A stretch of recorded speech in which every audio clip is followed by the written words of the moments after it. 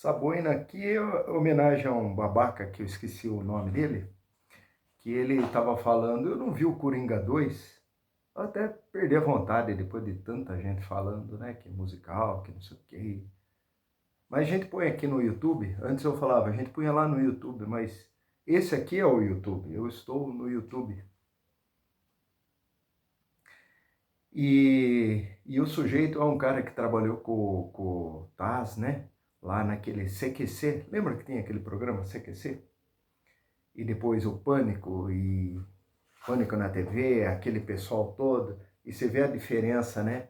Ideológica deles. Aí que eu fui ver que a Jovem Pan virou um lixo na matéria de se envolver com política, de Macedo se envolver com política. E ridículo. Então, um desse cara que é muito talentoso, eu não sei o nome do cara. São os caras grandes, é que nem o Rafinha Barros. Rafinha Barros? São os caras grandes, assim, né?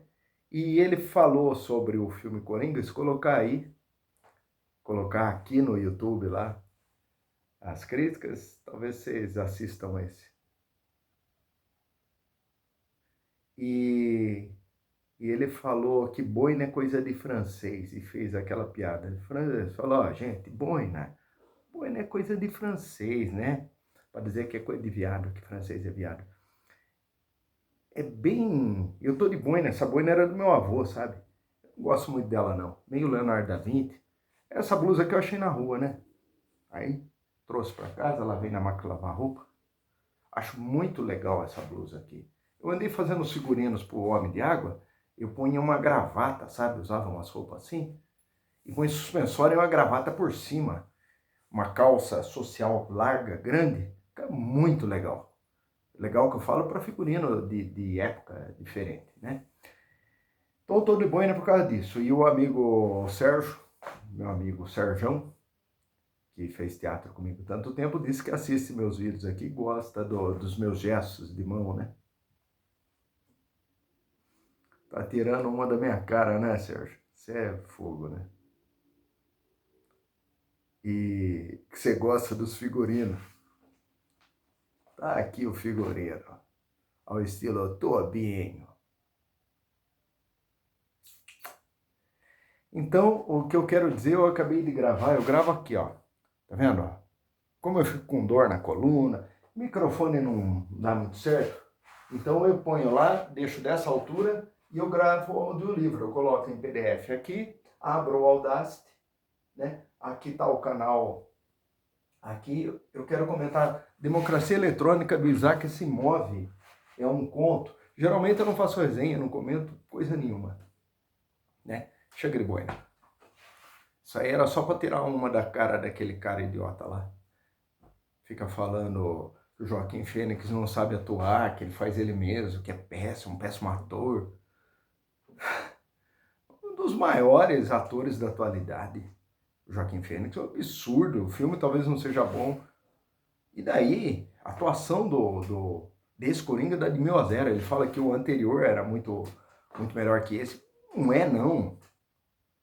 Cara, é ideologia política. Eles imaginaram assim, o Batman de direita, extrema direita, e o Coringa de extrema esquerda aí.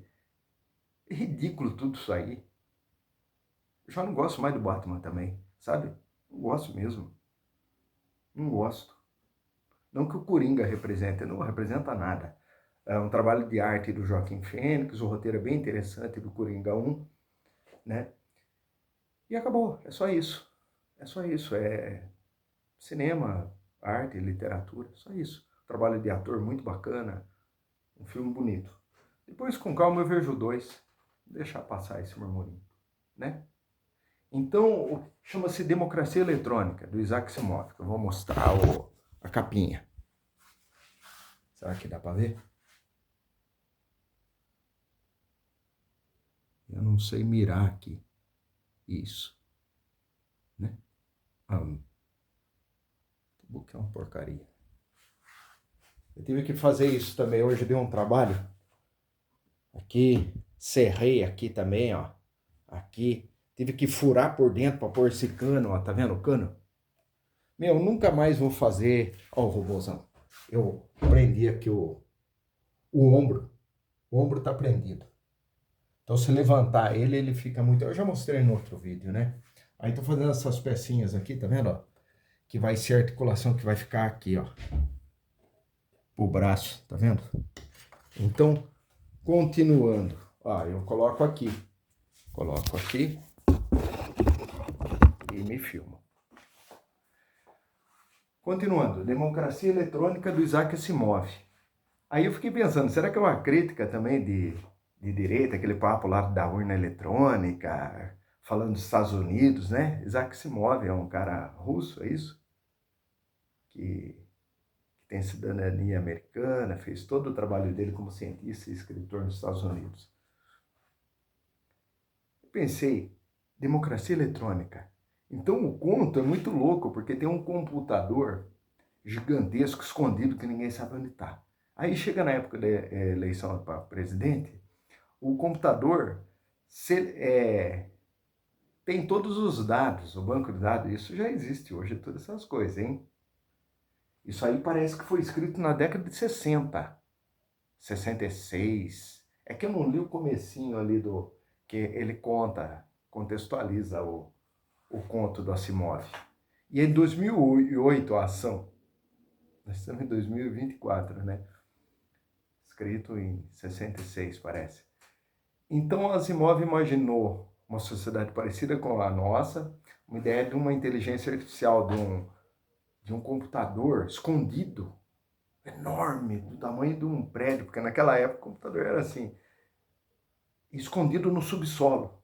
E chega na época da eleição, o computador faz uma triagem pelos dados de qual cidadão representaria melhor todos os outros. É a democracia eletrônica. Aí o que faz? Manda agentes do governo na casa do cara, então a gente começa a ação da história, tem a mulher do cara, e o cara é véspera de eleição, o avô conta que votava, e agora é assim, é um só que vota. A pessoa escolhida vai votar. E daí a filhinha dele pequenininha, feliz, e ele não gosta nada disso. Aí batem na porta, ele foi escolhido.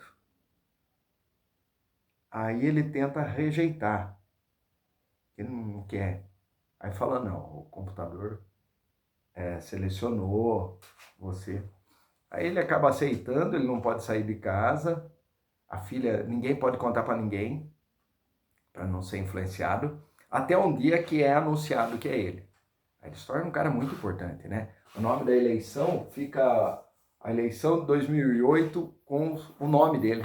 É eleição tal, o nome dele. E daí ele é levado lá para votar e ele acha que vai ver o computador, mas não vão, não, o computador é secreto. Ninguém sabe onde está. Então eu achava que estava falando sobre a coisa da urna eletrônica, sobre corrupção, delegar uma máquina e daí, entendeu? Não é nada disso, não é nada disso. Olha que louco. Olha como ficção científica, Asimov, Philip K. Dick, esses caras são muito loucos. Vale a pena ver o que eles imaginavam para sociedades futuras, para a evolução da tecnologia. Então esse computador rastreou lá pelos dados e achou um cidadão como se fosse o equivalente ao presidente. Ou seja, quem vota escolhe alguém que parece com ele. Olha só que interessante. Ele inverteu. O computador acha uma pessoa que não é candidata, que nem quer ser candidata, não quer nada disso, mas ele tem um padrão mais adequado para representar o todo. Achou o eleitor e não o presidente. Aí, achando o eleitor ideal, através de estatísticas, estou falando de corrupção de nada, de manipulação, não. É inteligência artificial achou o eleitor que represente melhor a ideia de governar para todos ali. E ele não é candidato, ele nunca vai ser candidato. Aí o que faz? Entrevista ele. O computador gera uma série de perguntas e não é ele que escolhe o candidato. De acordo com as respostas que ele dá, como se ele estivesse se consultando, o computador estivesse se consultando com aquela pessoa que representa melhor, com aquele eleitor único, para poder exercer a democracia eletrônica. E daí o computador, imagino que aprenda, entenda e julgue como juiz qual dos candidatos tem mais a ver. Então, os candidatos eleitores todos estão nos bancos de dados.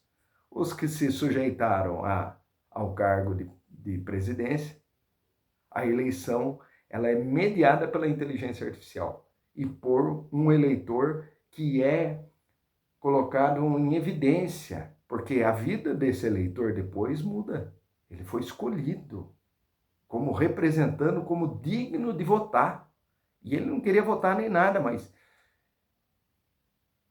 ele elegeu. A cabeça dele elegeu. Não foi o voto dele, eu quero esse ou aquele. Não, as ideias dele. E o computador pegou isso e indicou qual era o candidato para governar. Interessante o pensamento. Não estou falando em mudança, seria muito medíocre, limítrofe falar assim, não, é isso que vai acontecer, não sei o quê. Não, e o Yuval Harari já falou alguma coisa sobre, né, sobre o terror tecnológico do banco de dados cair na mão de um ditador, e o ditador ter acesso a todo o material de dado nosso, que é privado, e de repente ele resolver prejudicar umas pessoas, né? Imagina o Hitler, um Hitler tecnológico, né? Prejudicar umas pessoas e beneficiar outras de acordo com ele sendo o eleitor, né? A opinião dele. Um ditador terrível. Então o Yuval Harari falou um pouco disso daí. Agora, o Asimov está falando de ele fez um inversionismo, né? Ele fez uma coisa estatística, uma coisa científica. Eu acho que é interessante, porque um amigo meu, ele comentava, ele falava que a democracia era assim, ele comentou alguma coisa que ele leu do Sócrates, Platão escreveu lá do Sócrates, que falaram que a democracia é meio... Eu acho que estou falando bobagem, mas eu vou tentar repetir o que esse amigo falou. Ele falou assim que não funcionava, porque se você vai domar um cavalo, você tem que passar por um especialista de domar cavalo. Você chega e fala, a população inteira vai domar o cavalo. Então bota lá um monte de pessoa para domar o cavalo. Um tenta, não entende nada de cavalo. O outro tenta, não entende nada de cavalo. E o que acontece? Ninguém consegue. Se você chamar uma pessoa só, às vezes todos aqueles, que é um especialista de cavalo, doma o cavalo. Então ele diz que essa democracia, assim, não, nesse caso, não ajuda em nada para escolher um representante pelo povo. Cada um, sabe? Porque as pessoas não entendem nada. Então, o que parece ser a democracia, toda essa coisa, também é questionável. Esse amigo falava isso aí e é de se pensar só. Eu não estou falando nada de nada. Eu, aliás, não entendo nem de filosofia, muito menos política, e eu abomino política religiosa. Só vou um detalhe para finalizar. A minha mãe frequenta a igreja aqui, presbiteriana independente. Então a gente sabe que a maçonaria é do lado da aqui a presbiteriana independente é do lado da maçonaria. E falava-se muito. Eu lembro quando criança a gente ia lá na igreja e subia no muro e olhava, ficava espionando a maçonaria, né? As coisas, essas ordens secretas. A maçonaria é uma política, manipulação ideológica, política. É política. Para se ajudar, a troca de favores. É isso. A maçonaria é isso. Tem todos aqueles ideais lá de humanismo, blá, blá, blá, blá, mas não é nada disso, é política. E a igreja presbiteriana americana, né, foi contaminada pela maçonaria. E daí ela resolveu se separar e criou a presbiteriana independente. Então vejo nitidamente os pastores que a minha mãe vê lá, não gostam de política. Entende? É a matriz. E a presbiteriana local, a preta aqui, dá para ver nitidamente. o engajamento político de extrema-direita, como foi dos crentes, das coisas, dos evangélicos, bancada dos evangélicos, todo aquele negócio lá. Então a política, quando ela infiltra, ela estraga. Então, teve uma época que eu me afastei, já comentei em vídeos de igreja, até questionei essas questões de crença em Deus, tudo, por causa disso, da política dentro da igreja. Essa é a verdade. Então eu fico contente. Meu pai abomina a presbiteriana independente, diz que é tudo comunista. E não é, é o contrário. O Edir Macedo, por exemplo, é uma vergonha. Todos esses caras, o Malafaia. Eu vindo do Jaú aqui, passei em frente a uma igreja, sempre passo, eles ficam tudo fechado, a igreja fechada com microfone. Eu não suporto político, fica gritando. Eu fui aqui na Pinacoteca esses dias, ontem, anteontem, e era um evento. E tinha políticos lá. Lógico que tem, né? O evento era muito interessante, muito pertinente, muito bom. E eu estava lá, estava achando muito legal isso. E daí a mulher falou muito bem, e era uma deputada. Ela pegou o microfone e começou a gritar. Ambiente fechado, começou a gritar no microfone. Eu tenho labirintite, esse ouvido aqui, ó. De vez em quando, eu tô meio atacado agora. Então, qualquer coisa que bate, parece que cutuca, que enfia um dedo, é horrível. E daí eu saí de perto. Por que grita no microfone? Então, essas igrejinhas assim, o pastor vai lá para frente, e começa a gritar no microfone. E daí ele falava a língua estranha. Eu tenho a minha língua estranha, que é assim, Malafaia, né? Taia, Jululaia. Uma vez eu ouvi uns caras falando assim. É meio assim. E se analisar a língua, é tão pobre a melodia da língua inventada por ele, que ele tem essa vaidade de falar língua estranha. Oh, não pode, é tabu, né? Nossa, ele está falando língua estranha. Não é língua estranha nada, deu aquela compulsão psiquiátrica de falar. Eu falo Apache, às vezes. Eu tô bocejando, eu falo em Apache, né? É uma coisa que não deixa de ser. É um descarrego, sai para lá o negócio. E ele falando um pouco em língua estranha e falando, estamos recebendo a visita de Deus. Aí eu, ai meu Deus, falei, a língua estranha, gritando no microfone, tudo fechado, eu tô passando na rua, já é complicado. Aí ele falando, estamos recebendo a visita de Deus. Quando a gente aprende que a ideia de Deus é onipresente, onisciente, onipotente, acabou com qualquer conceito. A ideia do Espírito Santo, Cristo ir embora e falar, eu deixo o Consolador, até entendo essa coisa espacial de ir, deixar o Consolador, que é o Espírito Santo, e tem a Trindade, tem a ideia de Deus, que os três são Deus, e a visita de Deus. Falei, será que ele ficou no hotel, ele saiu? Será que ele está cansado da viagem? Então, é tanta ignorância, isso eu chamo de política. É política, é uma ingenuidade. Eu chamo de política, isso eu não suporto. Política nas igrejas, política, eu falei em outra coisa aí. Então eu fiquei preocupado com esse conto, que chama Democracia Eletrônica. Mas é muito interessante, é muito interessante. Abomino política. Gosto muito de pensar na ideia de Deus, em acreditar em Deus, mas não querer manipulá-lo a meu favor, ou negociar, ou... A última palavra é a seguinte, eu vinha pensando, eu tenho me sentido muito velho, que quando era jovem, a ideia de ficar louco, de loucura, sabe? Que nem um monge, um eremita, sair andando, viver o Supertramp. Tem um dos amigos aí que ouviu o áudio do Supertramp, ficou muito ofendido. Eu esqueci o nome dele, você não comentava aqui. Ele comentou embaixo ali. Ficou muito ofendido, tudo. Eu concordo plenamente, é isso mesmo, não é uma loucura, é isso.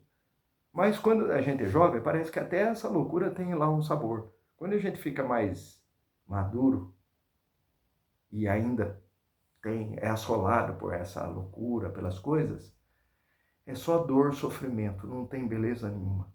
Então a única coisa, quando fica velho, que ainda tem prazer, é a lembrança, é lembrar de outros tempos. Quando a gente é jovem, a lembrança não importa, né?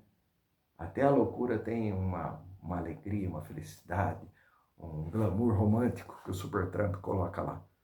Mas ele foi punido pela crueldade da vida, da realidade, né? Foi uma loucura dele. Mas assim é o homem indo para Marte, para viagem espacial, as intempéries. Eu olho e falei para a mamãe, o meu robô, né? Tá lá o meu robô. Ele quebra o tempo todo, é complicado e racha, e eu fico nervoso. Eu falei, é o último que eu vou fazer, eu não vou fazer mais. Desse tamanho, ele vai ter 1,90 m. Ó, dá uma olhada. Eu fiz a marquinha. Essa é a altura, 1,90 m que o robô vai ter. Olha, eu tenho 1,64 m, 1,90 m. Talvez fique mais alto que isso. Marquei aí, só pra gente ver. Aí o que acontece? Eu não vou fazer mais. Falei, eu não vou para Marte, eu não vou para a viagem espacial, porque aqui com as leis da física as coisas quebram, trincam, eu não consigo fazer nada. Esse é o último robô. Não funciona, né? É uma porcaria.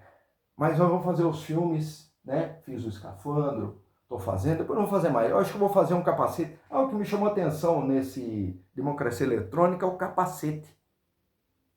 É o capacete que puseram no cara deitado. Tem uns óculos. Esse eu acho que eu vou fazer 2 capacetes desse, ainda para o Homem de Água. Vai ficar muito legal, ainda vou fazer. Mas depois que eu terminar o robô, vai demorar muito, porque tá muito difícil. Nossa, tá muito difícil, tá quebrando, trinca. Aí eu não vou fazer mais, não. E eu não vou mais para Marte, e eu não sirvo. Falam assim, o brasileiro devia ser estudado pela NASA. Coisa nenhuma.